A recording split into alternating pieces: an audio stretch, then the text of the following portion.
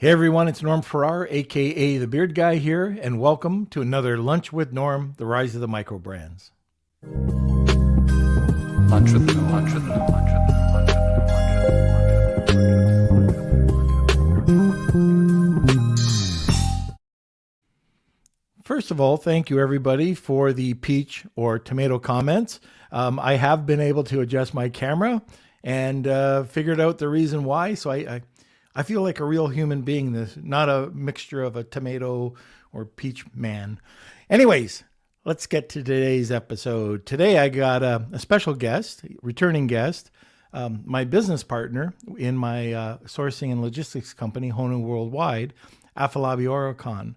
And we're going to be discussing something that not a lot of people are talking about, and that's the benefits of product innovation. So why should you invest time, money, and effort into innovating your product? That might be a mold. It might be coming up with just something that's a little bit more different than your competition.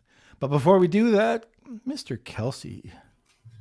Hello. It's a very sad day today. It is, I know. I know you've been crying all day. You see my eyes are all red. You know, Yeah. you're leaving. That's right. Time to go back. Yeah, it's been fun for the week to be here, but it's my time to go back to the city, and yeah, hopefully we don't go into another lockdown, but you never know. Well, that's what they're saying. But, I know. you could stay here. Yeah. Oh, I know. The offer is there. All right. So what do we got to do today? All right. So today we got to smash some like buttons. We got to up those numbers, share them to your friends. Yeah, just go ahead, hit those like buttons, but like them smashes, Kels. Smash it's them Friday. likes. Yeah, it's Friday. And if you're new to the show, of course, you can always find all the episodes on our YouTube channel. We give out little daily clips as well as the full episodes are all there. So yeah, hope you guys enjoy. Join our Beard Nation. We're looking at having a big giveaway too today. So, or not today, over the next couple weeks. I know. Get it together. But yeah, we're looking to get a good giveaway today. Or I can't talk. How about I jump in here? We're looking for a prize or for our giveaway in the next couple of weeks. So whether that's AirPods or I don't know what else we had in mind, maybe an Amazon gift card. We don't know yet. So we have it over in the group. You can go ahead and put up anything you'd like. Give us some ideas what you guys want to do for this giveaway, and we'd be happy to do that. But yeah. Wow, okay. I struggled through this one. So here, I'll just do this right now. Yeah. Get off my screen. There we go. All right, guys. So first of all, welcome Manny, Victor, Steven. Welcome to the show. Yes, still blushing a little bit. I don't know if that's the camera or if that's just me. But let's get into the show today. If you have any questions, throw them over in the comments section. If you've got a few people that are interested in learning about product innovation, please tag them and get them on to listen to the podcast or let them know about the podcasts. And let's see, grab a cup of coffee, or even I screwed up. Kelsey's, contagious. Sit back, relax, grab a cup of coffee and enjoy the show. Hey. How are you, sir? I don't know. I have no idea. There's been about 20 bloopers in the first 1 minute of the podcast. But anyways, now that you're here, I'll let you do all the bloopers. Yeah, I'm a happy helper. I brighten up everything. There you go. Hey, Afolabi, so for those that don't know you, can you just give a little bit of background information and let everybody know what you do? Well, hi, everyone. I'm happy to be back. I'm Afolabi, and I love product sourcing, logistics, and then I also have a 3PL, warehouse here. Myself and the Beard Guy.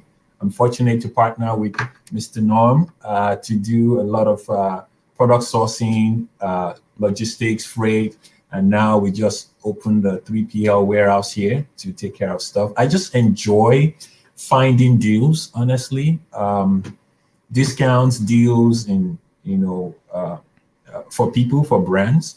So I like to talk about that. I like to create products, different ideas. I'm like a midwife. I'm like a product midwife. I enjoy seeing something from concept to real product, and us saving at the same time. Getting the best price you can for the highest quality of product. So that's what I do. Okay. We're having a giveaway and we're changing the hashtag today.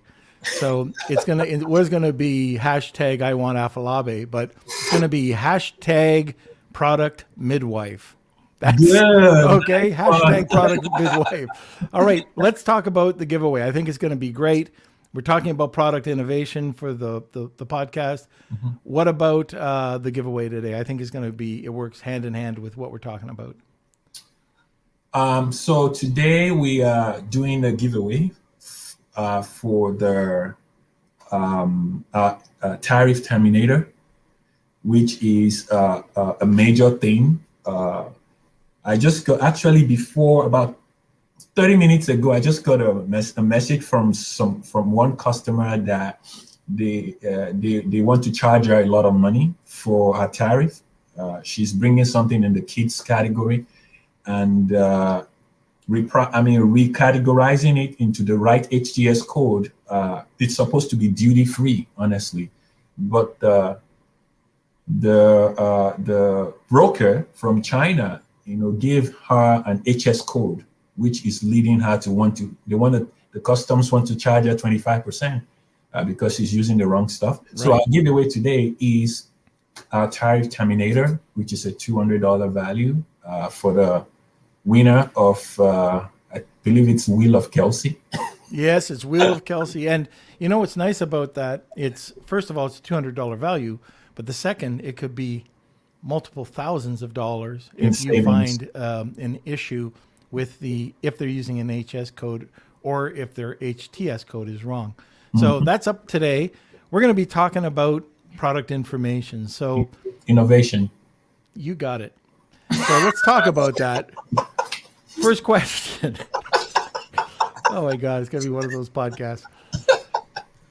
Why should somebody create a product that's different than everybody else? So first of all, I guess we should go back one step.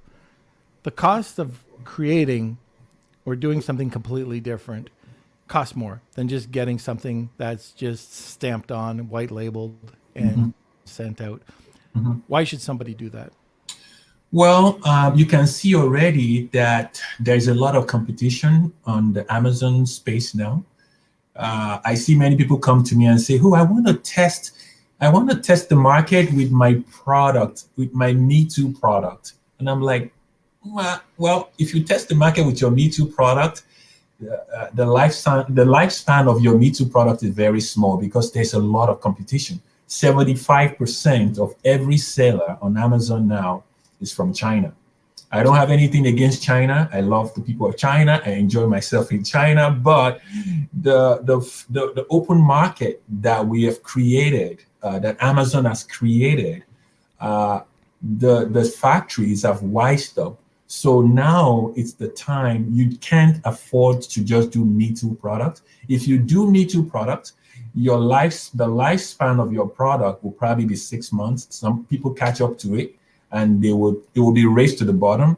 But if you do a completely different product, you put your own spin on it, you have structural changes, you change stuff, you make it your own, then it's hard for somebody to hijack your product. It's hard for somebody to compete with you because it is your product. So right now you have to innovate and bring out your own spin in your own product. If not, in 6 months, that Me Too product is going to get a lot of competition and it will be raced to the bottom from there, unfortunately. Right. But there is an expense to it. So yes, usually when you're developing a product, why don't we talk about that? Everybody, I know those questions will fly in at the end of the podcast, but let's talk about that right now. There's expenses associated with this. So let's go through what people can expect. Well, when you're designing your own product, there are costs in drawings, CAD drawings. There's the mold cost. There is pattern cost if your product involves pattern making and stuff. I would say a good starting point is maybe 5,000 and above. And it could run you, if it's a complex product, it could run you into $25,000, $30,000 just to develop it. But I would say it's an investment because you're securing the future of your brand. It's an investment worth taking. If not,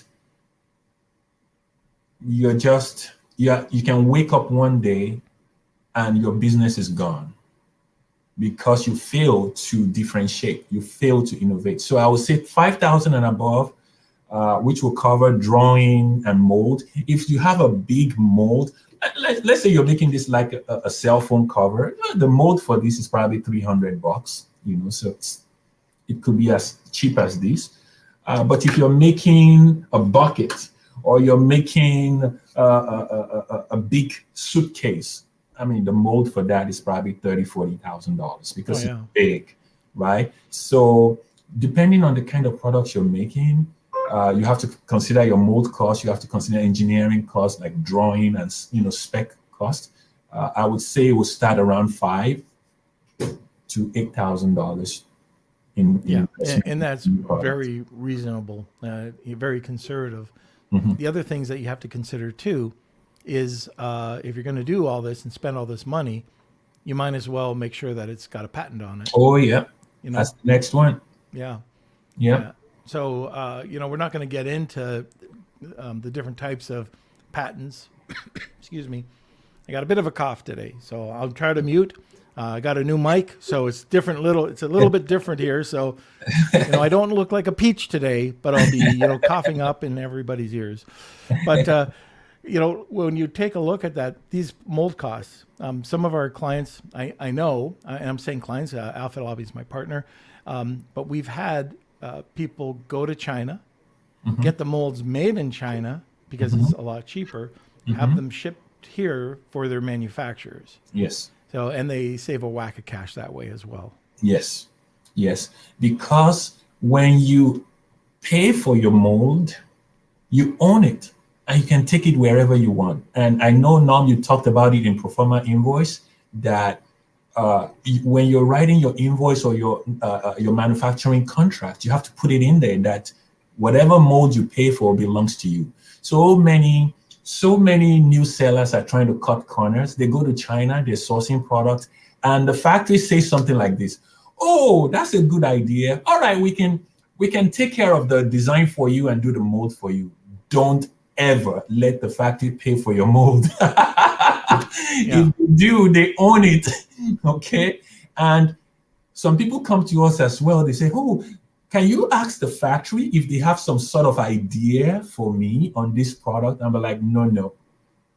Because legally, if a factory contributes to your design, they are co-inventors with you. And they can go ahead and patent the product and in China, and that's it. So these things come with cost. You have to patent it, but it's well worth it at the end of the day.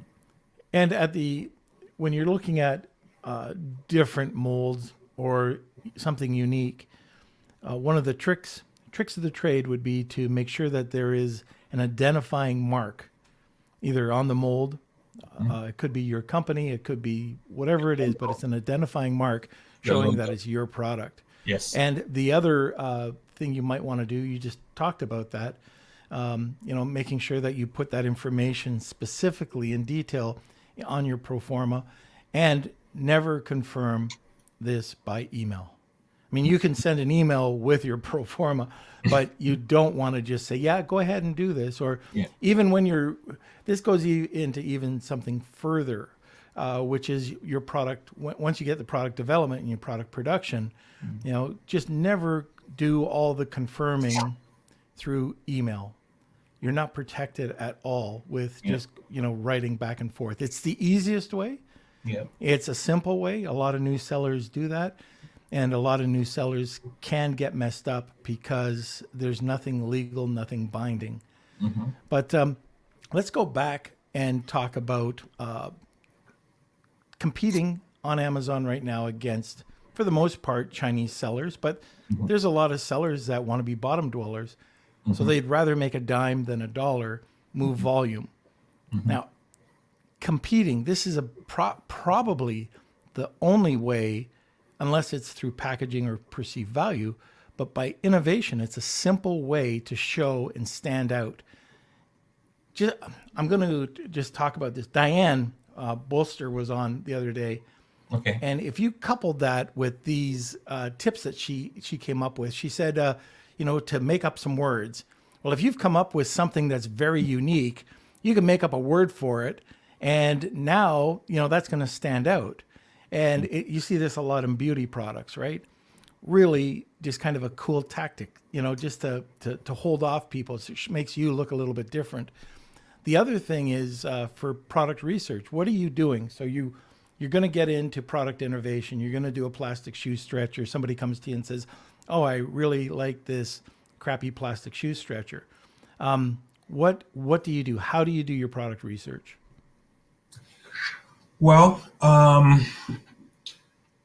you are a brand genius. When you don't innovate, when the seller doesn't innovate, what we call it is a Me Too product. Now, it's hard to brand a Me Too product. Such a brand will be short-lived. So when you want to innovate and you're researching to source, to innovate, I would say to look at a factory from a potential point of view. So when you're searching for factory, let's say you go to the directory in Alibaba or you're working with an agent, we're looking at potential of a factory. What is this factory capable of doing for me? One. The second thing is when you're researching, you have to make sure that your factory is not showing everybody's product on their website. Because if they do, your product is next. Yeah, good point. Your product is next. By the way, sorry to cut you off, just, so I throw off your thought process, but that's another good thing to put into your Proforma is or your PO. PO is different than a Proforma, but that it's not to be promoted. Yes. So do not promote. Yes, correct. So as you're researching factory, is it researching factory or researching products? Which one you want me to talk about? I want to figure out. I've got a plastic shoe stretcher, and how do you do your competitive analysis to figure out what you're going to do? So you have to first make sure that whatever product you're going into is not patented. True. If it is patented, is it a utility patent or it's a design patent? If it's a utility patent, that means you might have a hard time getting through with a patent unless you find a way to invent a product that could be used in a different way to achieve the same result. That's what utility patent covers. But if it is a design patent, then it's easy to wiggle your way around it. So you look at the shoe stretcher and say, oh, how did it go into the shoe?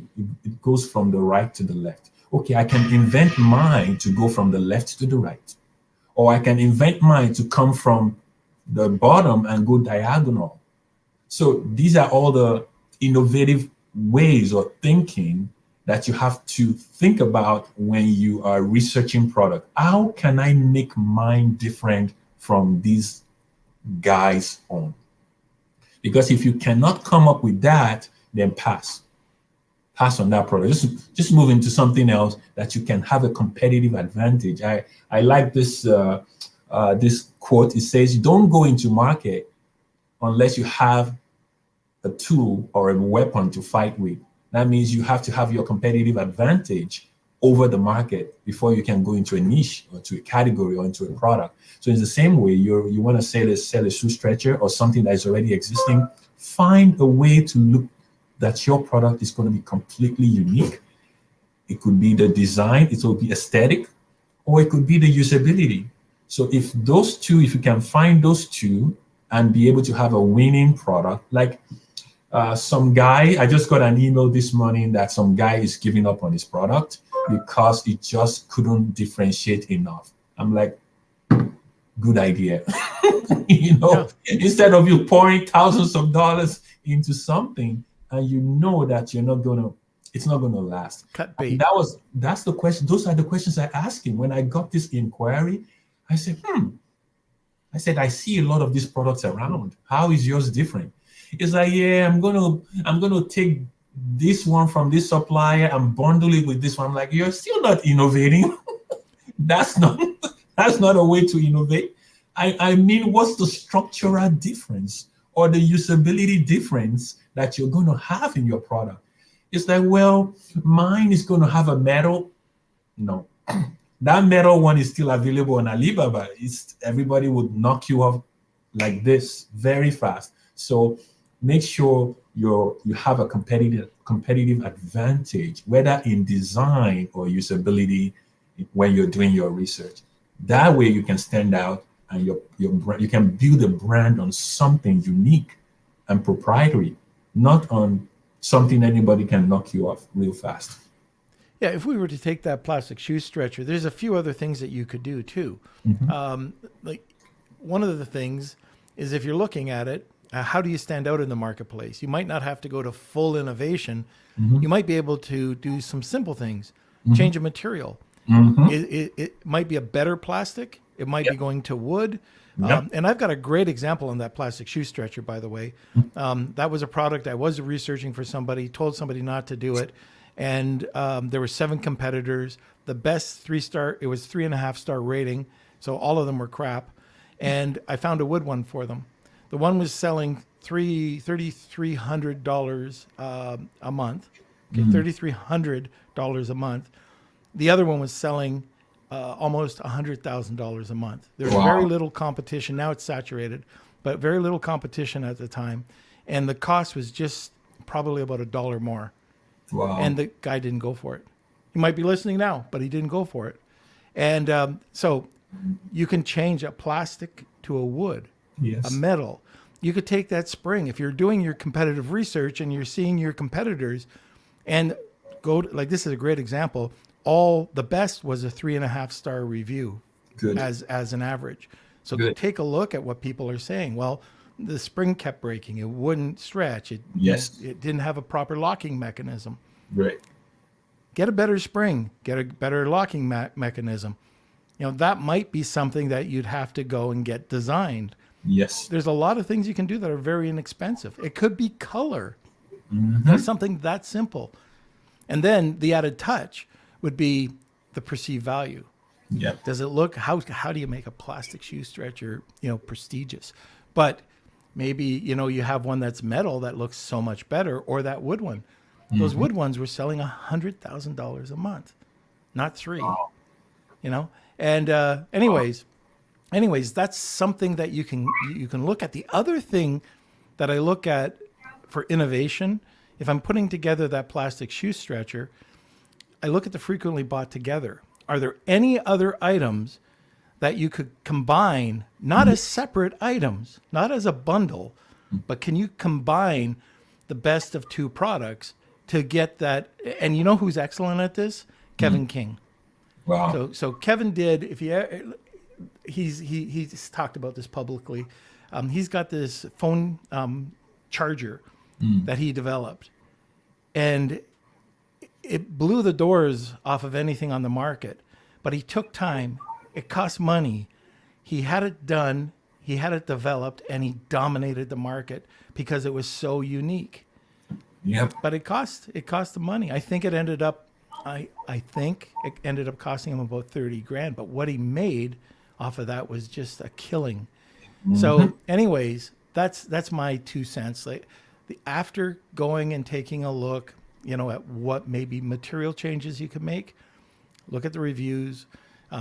Just take a look at the not only on Amazon, by the way, but also on Google. Just take a look at it, and then compare frequently bought together, and then you combine. I think what's discouraging people now is the cost. They don't see the value in investing in something unique. Whereas developing new innovative products are actually cheaper these days compared to 10 years ago. So what Kevin did 10 years ago, if he had done it 10 years ago, he probably spent $100,000 because there was no 3D printing, there was no advanced way in software design and all those things that would enable from concept to finish. It was expensive those days. Now, getting a product, an innovative product done for 5, 10, 15,000 is so cheap. Because back in the day, it was really, really expensive. They have to make mold with wood. They have to make it with very complex way of doing things. I remember when I used to make shoes several years ago, one size, the mold for one size was $3,000. One size. Now it's probably $400. Yeah. It's so cheap this day compared to last, 10, 15 years ago. So I wouldn't want people to look at the cost and say, oh, no, it's not worth it. I'll just revert back to my Me Too product. Look, if you have a Me Too product, you don't have a business. Really, you don't have a business, because at the end of the day, somebody comes in, a factory comes in, just start selling the same thing and you're done. That's the end of it. And that's why many Amazon stores close down really fast. Well, one of the things I really want to make clear too is that we're not going out and telling you you have to do this. If you're new to Amazon, if you've just taken a course and you're trying to find a product, you might want to experiment just with a white labeled product. Go out there, get the experience. You can, go to Alibaba or go to a sourcing agent, go through the process, make the mistakes that everybody else made.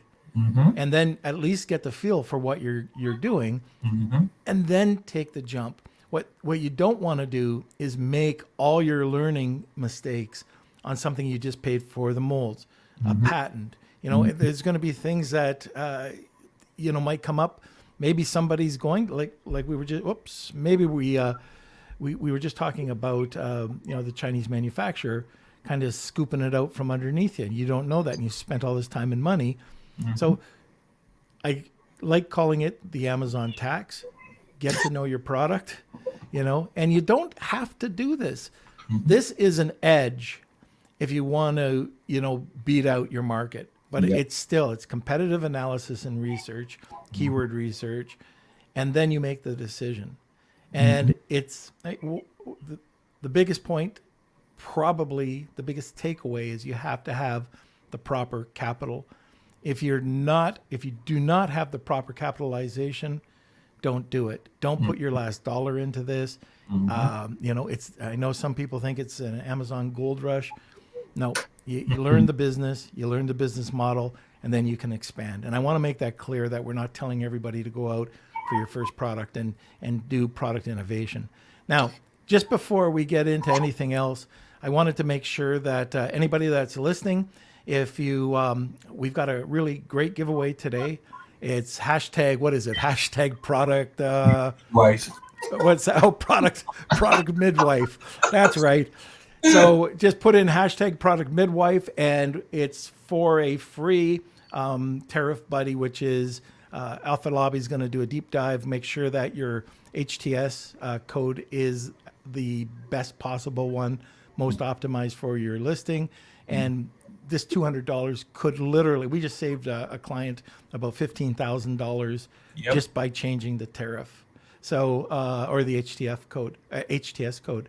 Yep. So that's it. If you want to enter once, if you tag 2 people, then you get a second entry. And guys, this is international. So for those who say that we only give North American or US, this is international. So please join us. The other thing is that, Kelsey, where are you? Yes. Are there any questions? There are. We have a couple questions actually coming in. Okay. And anyone who has a question, feel free to post in the comment section. First off, from Rad, Afolabi, your company's 3PL, is it in China or in the USA? In the US. on the East Coast. Okay. This is from Kyle. Yeah, good point on the factory. What's a pro forma invoice, and how do I write one? Just Googled pro forma manufacturing template. So is there a template that people can use? Norm, you want to touch a little bit on Proforma? Well, there's a sequence of events. Many people use a purchase order in English, that because we think of that as a binding contract in North America, that works overseas.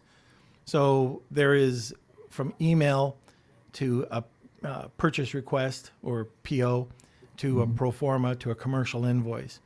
And email, many new sellers use email to do all their communication, which means absolutely squat. PO, there are templates you can search, but it's a PO should be in Chinese as well as in English. Reason for that, if it does go to court for any reason, if it's in English, a lot of the times the supplier will win because of loose translation.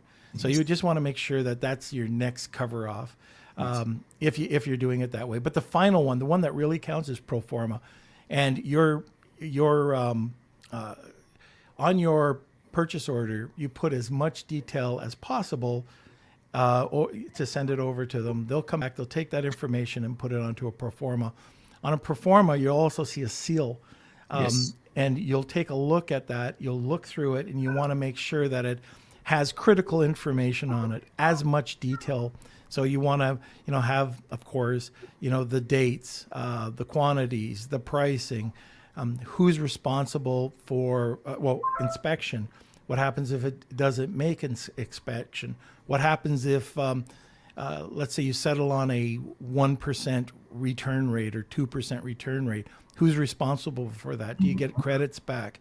The molds, who's responsible for the mold charges? No promotion. So there's all these things that you put on as detailed as possible.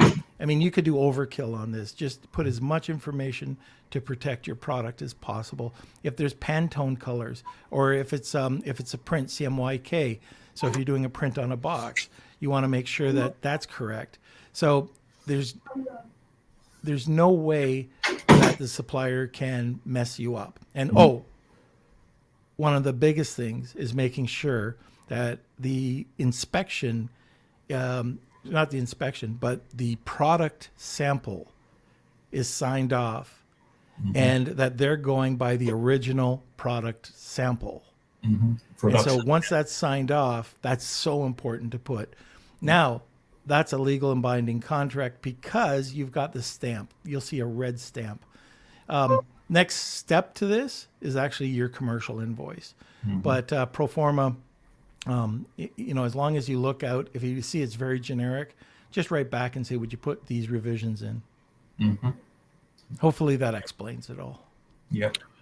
Okay, and Olga is asking, should it be signed by both parties or the PO?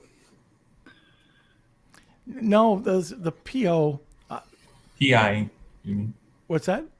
You mean for the PO, all I'm doing is I'm sending it over to them, and I don't even sign my POs. I just send them over to them. Maybe I should, but they've got it now. They're taking a look at it.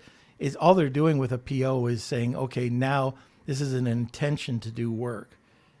It's in China. It's completely different than what it is here. And then the pro forma is actually the invoice that, this is the work to be done to proceed.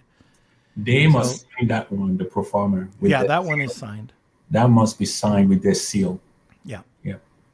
Okay. From Victor, in your opinion, how different does the packaging have to be to become a real point of differentiation for the product? That's a good one. I got one. And Victor's probably already heard this one, probably 20 times. But to show you the difference in packaging, and I got tons of case studies on this, but this is my favorite one, and this is by far not the norm. No pun intended. Last December 13th, product was coming in, launched at $49. Victor, I'm sure you heard this story. Anyways, the cost of goods was $16. It came in a clamshell package. Nothing special, kind of ugly, but the product was good. We moved the product up by new packaging. We got it from $49, $79, $89, $99. And then we got it up to $124 from $49 because of new packaging. Then, just recently, within the last 6 months, we've taken the exact same $16 product and put it into a wood package that cost us $3 more. And we did a few other things to make it look really nice. And the outer, so not only was there a great package, but there was an outer package as well. So it was that whole anticipation, like what iPhones or Apple does all the time. Anyway, that one is out at $224. So we've got the same product now at a price point. Now it's back. That one went from $124. We're at $99. We're at $99 now, I think. And the other one is out at around $200 and change. That's how important packaging is. So, and I can tell you the same thing with brown bag products. So that was a kitchen utensil. This one is a brown bag, like, you know, stuff that you don't really want to go into a drugstore and buy. So like a toe wart remover. By changing the packaging from $1,000 in sales over 18 months, we got it up to $124,000 a month. Went from $9.99 to $24.99 until the old Amazon hazmat pushed it out, and it was a pain in the butt. But it was really good. It was a great ride while it happened. All because of the brand, new brand, and packaging. So now you can take it away. I know I was long-winded. Yeah. I mean, the people in skincare, they do it a lot. And I have a perfect example in front of me. So this is a glass bottle, right? So the person that wants to sell the same skincare that costs maybe $10 to make, and somebody else is selling it at $29.99, is introducing this glass bottle, and he wants to sell it at $99 just because of this premium glass bottles. Yep. So thanks for telling the secrets of the $1 million challenge we're doing over at Private Label Legion, by the way. No, I didn't say it all. It's just just a little drop in the bucket. Yes. So it's a major difference. Packaging is a big deal in differentiating. And you know what? While we're on it, like I talked about this a couple of weeks ago, but we're really doing that. So Afolabi and Tim Jordan and I, we're going to go look for a product. Our group wanted to see an over-the-shoulder look. So we thought, well, what better way to do this? We're going to do $1 million challenge. And the challenge is very simple. We're going to find a product, one over in China, one over here.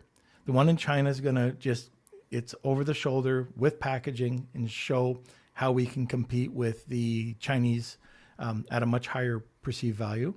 And then this one is, I love it. I mean, you just let the cat out of the bag. But it's 3 different products: regular, medium, and high. And we're going to just see by brand name and total perception that in a calendar year, what we can do. And we're calling it the $1 million challenge because we really feel that that's what we can do. So that'll be all over the shoulder. Yep. Yeah. All right. Kelsey, were there any more questions? Yeah, there's still lots. So this one just came in from Cynthia. I can see that for skincare, but for most products, the customer doesn't see the packaging on the main image. So how does that help? They should see the packaging. Right, Mr. Nog? Yeah, you can put it on the main image, or you can put it, either second or third, but you want to have it close on your slide deck. You can definitely put it on your A+ content. It's important. Now, if you have a recurring product, a subscription-based product, packaging is everything. It's the customer experience. When you can sell whatever. It could be a kitchen utensil, and it's the same as everybody else, and they're selling it at $49 and you're selling it at $100. Well, now I'm talking, this could be recurring revenue. They're buying the brand. So they might buy the steak knives, the butcher knives, the whatever knives, anything that, that these kitchen utensils have, spatulas, whatever it is, as long as they're high-end perceived value. The package and the unveiling of the package, all your senses, maybe it's soap.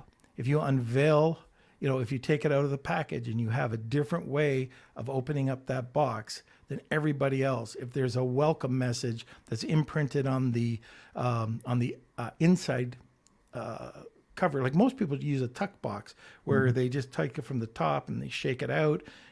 What happens if you take it up from the side, move it up, and now you've got a little pocket there that could have, the insert in it or something, whatever you want to say. But it's all about that. If you can go in and, I don't know, I'll use soap. If you can get that package into somebody's hands and they see that and they can see the perception and they're paying $10 or $12 for a bar of soap, will they go back to you? If the perception's there, yes. If it's a tuck box, no. What do you have to say about that? Yep, very true. It's even the quality of your box. That's why Apple uses they don't spare any expense when they're doing all their boxes and the packaging. And Google's hardware is following the same pattern now, whereby, like I bought a Google Wi-Fi stuff, about a year ago, and the box was awesome, very beautiful, nicely. I looked at everything on the box because I like product, design. They didn't spare any expense on this box. It was beautiful. Even when you see that on the store shelf, passing around, when maybe you go to a store or a tech store, whatever, you see the Google Wi-Fi. It looks like a cream jar, like a moisturizer jar. The little, it's really good. So and people can see it from the photos. Part of product innovation, maybe people don't think of it this way, it is the packaging. I bought a ring light for my other computer the other day, spent a lot of money on it, and felt like, I actually returned it. But the reason why, I called it cheap Chinese crap. It came in a box that was, you could just tell it was from China right off the bat.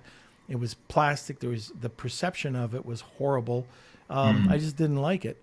And now if it came in a nicer package, and in fact, I bought another ring light and it came in a nice package. It had weight to it.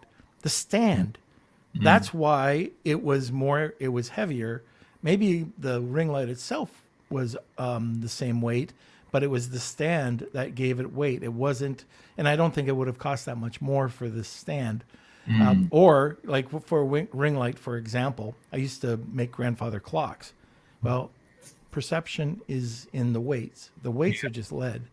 So if you had a little bit of lead weight or something that weighed down the ring light, the perception is weight in that. Yeah. And that you can take that as a remote control. If you have your remote control and you get one that has just plastic components in it, and then you've got one that's slightly heavier, which one's more expensive? Costs the same. So anyways. That's really yeah. All right, Kels. Okay, from Olga, where should you put the terms and conditions so they're enforced? In my PO or within the invoice from Alibaba Trade Assurance? Can you please elaborate? This is back to the PO, I believe. Yeah, so you can deal with that one, Afolabi. I don't do anything with Alibaba. I would say if you have a unique terms and conditions, you can put it on the trade assurance. If your order is going through trade assurance, I think you should be able to put it into the Alibaba trade assurance, because that's the only way Alibaba can refund your money. And I see people putting like order defect rate Like if my quality inspection comes back and it's not up to par that I want it to be, and it's already in the trade assurance that, you know, I want a lower than 1% defect rate.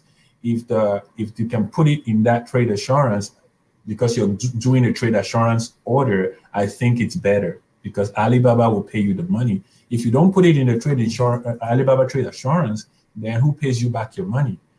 If the supplier can disappear and you not see him again, or he can say, "Oh, I'll give you credit next time," but he's already messed up your business because you're going to have defective items and your ranking and your review will be messed up.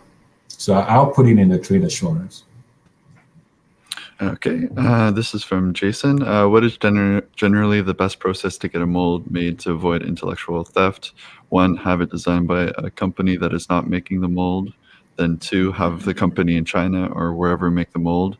And then 3, use the mold to find your manufacturer. Intellectual property theft. Wherever you making your mold. There are several ways to go about it. Norm said something about the mold whereby you have to put your logo somewhere on the mold. That makes it a little harder, but there are ways that you can fill up or pad the molds to make the logo disappear by padding the mold inside. I think whoever wants to steal would steal. You just patent kind of secures you better because anybody can look at your product and run it through laser, and they can, laser mold maker. They can run that product into a laser mold maker, and the laser mold just kind of goes through the product and generates a graphic version, and then they push it into the mold. So they can still steal it. I would say patent is the only way. Whether you make your mold here or there or whatever, protecting intellectually with patent is your best bet. But if you pay for your mold, have your logo on your mold. If you bring the mold to the US, of course, you have a higher protection from locking down somebody that bring it into the US. But you just have to put several layers, and I'll say the top layer is your patent, and then other layers would just be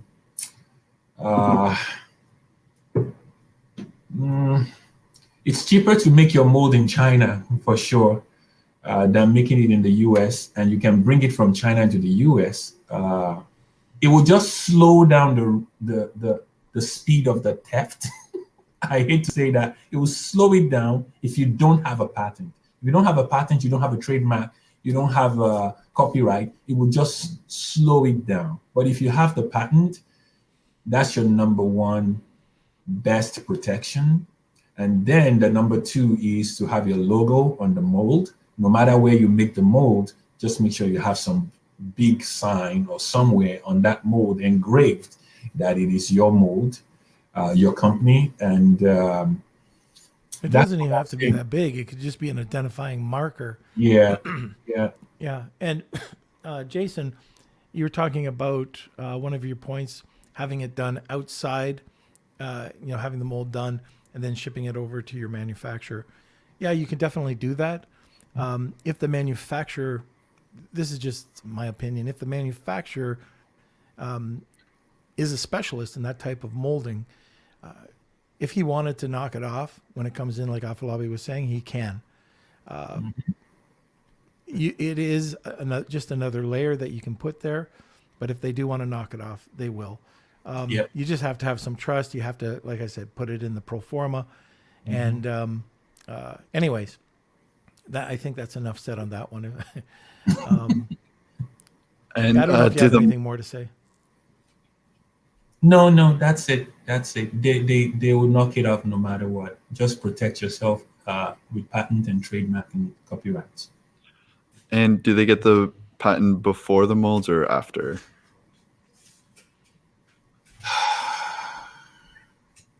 You can have a provisional first while you're developing your mold. And this is not legal advice, by the way, disclaimer. It's not legal. It's just a friendly advice. But I would say get the provisional patent first while you're building your mold and everything. And within 1 year, that will protect you for 1 year. Within 1 year, you must have built your mold, tested your market, and you should file for the full patent. If the product comes back to be very lucrative and very profitable, then go ahead and do your full patent before that 1 year expires. But you have a provisional to protect yourself, and it's very cheap to make provisional patents. Okay, great. So we have about 10 more minutes left. I'm not sure how good for you for time. We have lots more questions, so we can keep going. Yeah. Let's keep going. Okay. Before we do that, I got one thing. All right. Because just in case we get short of time, what mistakes do you see Amazon sellers making or e-commerce sellers making when they're doing product innovation? A lot. I would say the first one is they cut corners a lot. And everything goes back to not wanting to spend money, right? They cut corners, and then I already mentioned this, that the Chinese, your factory pitches to you that they should pay for the mold, and you let them pay for the mold. It's a no. You pay for your own mold, and then put it in your Proforma Invoice that it's yours. And then the third thing is also don't let them contribute in your design. If you let them contribute, then they are co-inventor with you, and they could legally lay claim on that design that they built it together with you. So those are three main mistakes that people make that I see. There's a lot more. It's just case by case, but there's a lot more that people do. But those three stand out.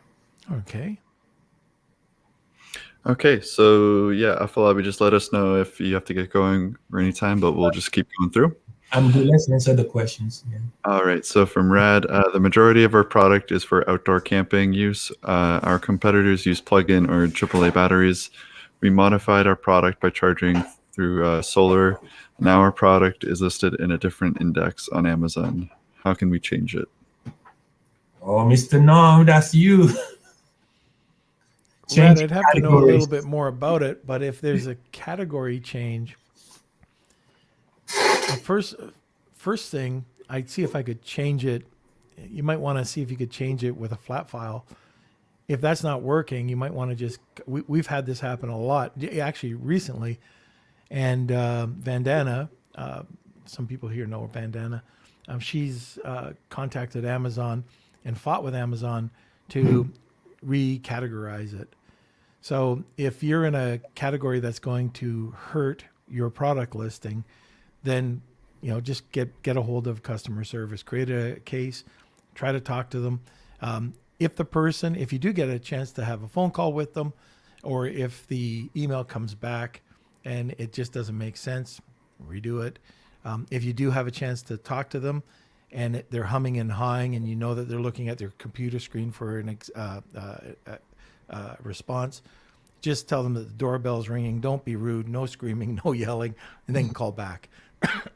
So sometimes it takes a few calls, but they should be able to. If you get the right person, they'll be able to recategorize you as long as it fits in. So I think that's probably where I would start. Is it a keyword that is triggering the category change? It's probably because it's gone from it's gone into the solar category. Mm-hmm. I'm not sure, but that's what I would think. Yeah, I guess as much. Okay, from Steven, where exactly in the US is your 3PL? Is it in LA? Planning to switch to one? Pennsylvania, Steven. Yeah, and the beauty of that is we're just we're close to EPV1, which is pretty good for receiving product right now. Yep. Yeah, and you ship to Port of New York, and there is no congestion here like LA. So a lot of people are kind of moving to the East Coast because of the hassles in LA is just getting too much when the product's sitting there for so long. but we usually will ship to New York and bring it here. An hour, 40 minutes gets us to our warehouse here.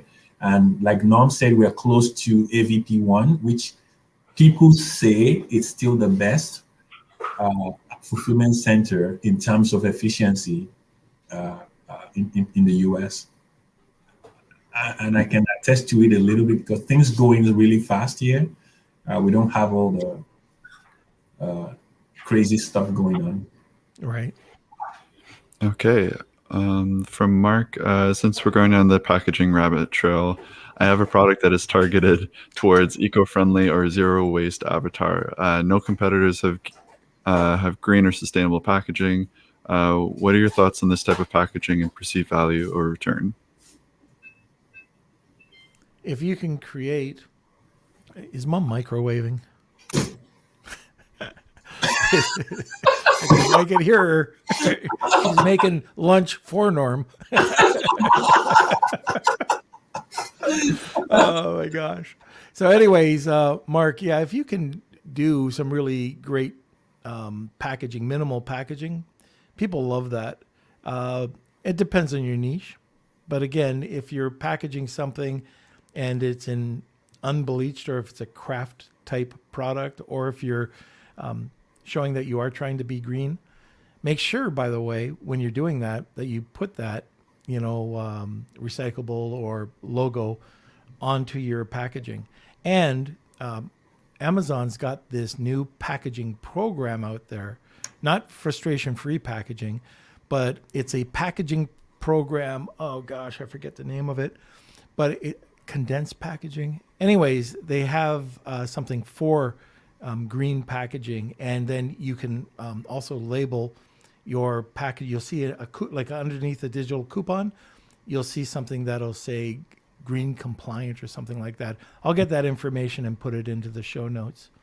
So yeah, if you can do something that's, a lot of times, like people get annoyed at a lot of wasted packaging. So yeah, you'll kill two birds, one stone. Mm-hmm. Okay, this is from Abrar. Guys, what is the best place to go for getting a killer packaging done? And he also asked just in general, he had a part 2 as well. Yeah, but let me just see here. what are your tips on making killer packaging? Okay, so give me a sec here. There are some really cool packaging companies that are in the US right now. Okay, so let me see here. Just trying to see. The Boxery. That's one that's pretty cool. I'm going to put a list. There's about 8 different product packaging companies for small, just very small units. Like you can get 200 units or 500 units or 1,000 units right out of the States, where because it's digital printing, you can do that now. But for me, if I'm doing packaging, if I'm doing product development in China, I'm still in China looking at different suppliers. And like right now, I work with Afolabi, so we can get our people to go out and find those. But you can go to Alibaba, put in packaging, and you'll see all sorts of different packaging. So you can start there, and that's probably your best bet. Just start there. Remember though, get a real designer. Mm-hmm. A lot of the times when you're getting somebody in China to do this, or even in the US, might be I know that for supplements, I could pretty much tell where a supplement's made, if it's made by a mass distributor, because it's the same graphic on every bottle. So yeah, you can change it up, go and get like 99 designs, or get a real packaging designer, and get that done, send it over, and then have your packaging or your printer do that for you. Mm-hmm. And remember, you want to supply them with, if it's spot colors, with Pantones, so they're very specific every time, not just, do it in navy blue. Mm-hmm. There's 1,000 shades of navy blue. Mm-hmm. So anyways, I don't know about killer packaging. Killer packaging, you might want to go, again, let's say you're doing soap. Go to Pinterest. go to Etsy and see what killer packaging there is. And then you can take that idea and go to a packaging company and show them. Mm-hmm. Yeah. And also remember, it's the little things that count on packaging. Having a seal, having a nice insert, not just, some postcard that's thrown in there. It could be, when you get chocolates, you got the tissue on top, or I forget what it's called. Anyways, it's all these little things that just make your product that much classier. If instead of just having a bottle, like let's say you have a garden gnome, okay, and instead of just having him in a box, he's put into EVA foam or foam. So when they open it up, you have to take it out. I mean, it just presents better. EVA foam is going to cost you nothing, or this packing foam is going to cost you next to nothing. Mm-hmm. And I'm not talking about those little staticky ones that stick everywhere. Mm-hmm. Just cut perfectly to the package. And you can put your garden gnome in there, ship it out, and you'll get a lot more. Especially if it's a collectible. Yep. Yeah. Okay, next question from Steven. Some products require certifications and approval on Amazon. Any tips? Because I'm not sure where to look. Is there like a checklist for it?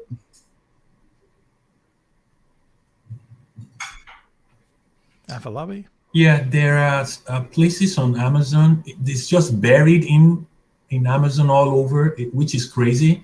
Especially if you're selling, baby item or kids item. There are some tests you need to do, some certifications. It's just buried in through Amazon. I would say log into your Seller Central. You go to the help and just type in the keyword. You can just type certification, or you can type in testing baby product if it's a baby, or you can say charcoal product certification or testing. And then it will pop up with a lot of URL links that will take you to where it is. But I do know they have it on their site. It's just buried somewhere. I've dug out a bunch of those before as well. It's there. You can also, you could check out the certification. Just go to Alibaba and check out your different suppliers and what certifications that they have. This is something that's different than 1688. If you go over there, they're not going to have that, but you'll see the different types of certification. You could talk to the manufacturer about it. But that's something you definitely want to make sure that you have is the proper certification. Mm-hmm. So, I mean, that is a major struggle. If you don't have that, we've seen it take forever. And it's an expense that sometimes comes up that you have no idea until you find out that you need a product certified. I know somebody listening right now. I just saw the name on there that's going through and it's going to cost an arm and a leg to get certified. Yeah. Yeah. Okay. Now I've got to wrap this up fairly soon. So why don't we take one more question? Okay. Last question. Should Amazon requirements be part of terms and conditions or not necessary? I believe that's for the PO again.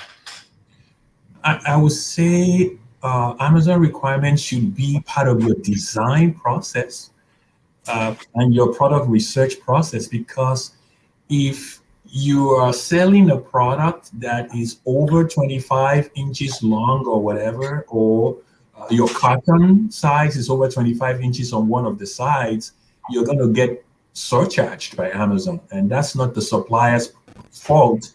It is your fault. So I would say that you are the one to do your homework to make sure you know all of Amazon's requirements, and then tell your supplier the exact box dimensions that you want so that you don't go past the requirement. So that's what I think about that, because you cannot hold your supplier or factory responsible for putting your product in a carton that they feel is the best for you. They don't know where you're selling it. You know where you're selling it. So I think it is your, on the 3PL side here, this just happened 2-3 days ago. we wanted to send out some goods for a brand, and I saw the box going. I'm like, wait a minute, can I measure that box? So I said, so I used my thing. I said, 27 inches. I said, no, don't send that. So I quickly sent a message to the brand owner. I'm like, did you know your box was 27 inches wide? She's like, I think so. I said, do you know that you're going to get charged $75 per box in fees if this box should go? She's like, oh, I didn't know that. Oh, can you help me rebox it? We had to rebox about, who knows, 150 boxes just because of that. So I would say, Olga, you are the one to research Amazon's terms and conditions in terms of the box dimensions or carton dimensions, or when it comes to FBA tiers, like fulfillment tiers, you have to know when you're doing your product research that if you cross over the 18 inches mark, you're on the next tier, for Amazon fulfillment costs. So you just need to know all these because your supplier doesn't know. He cannot know. It's also weight too. Yeah, and also weight. I think it's over 40 pounds now. Amazon, or 40 or 50 pounds, they don't like it. They will surcharge you. So it is your, unfortunately, it's your responsibility to find out all this from Amazon and let your supplier pack 50 units in a box instead of 100 units in a box, because 100 units will go over the weight limit. So your supplier wants to use as less boxes as possible.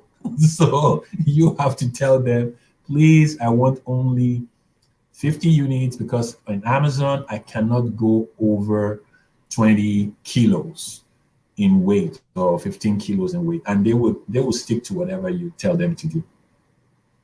Right. Configuring your packaging is a whole other game. Yeah. And that goes back to what Mark was saying, just about, package it. It's got to pass the drop test, but, just package it properly. So if you've got an extra inch or 2 inches, you're going to pay for that, So anyways, I think that's it for the questions. If there's any other questions, we will get to it in the group. But right now, I heard that microwave go, so I know that Mom's cooking lunch for Norm. Nice. She'll be coming down shaking her fist anytime now. Yeah. Okay, so all right. The wheel. We had one question as I'm pulling this up for Honu. Does Honu deal with India at all? You mean receiving goods from India or sourcing in India? I'm not sure. He didn't specify. We have a great partner in India, Magla, which she's part of our group. If you are interested specifically in sourcing products in India, we can give you her information. But anyways, shipping from India, Afolabi, what do you think? Yeah, we can receive. We have a lot of brands that bring products from India. So we receive India products here. We receive products from all over the world here. Okay. Mm-hmm. All right. Well, hold it, Kels. What's going on here? Oh, yeah. Don't worry. It's coming. I didn't want to cut anyone off. All right. Here we go. It's time. It's time for the Wheel of Kelsey.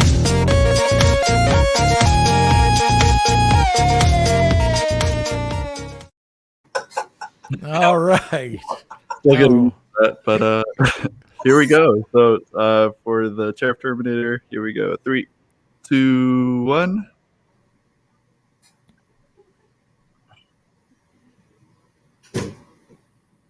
What was it, Manny? Olga, nice. All right, congrats. Okay. All right, so Olga, you just have to get that information, your information over to Kelsey, and then Kelsey will contact Afolabi. Yep. All right, so I think that's it.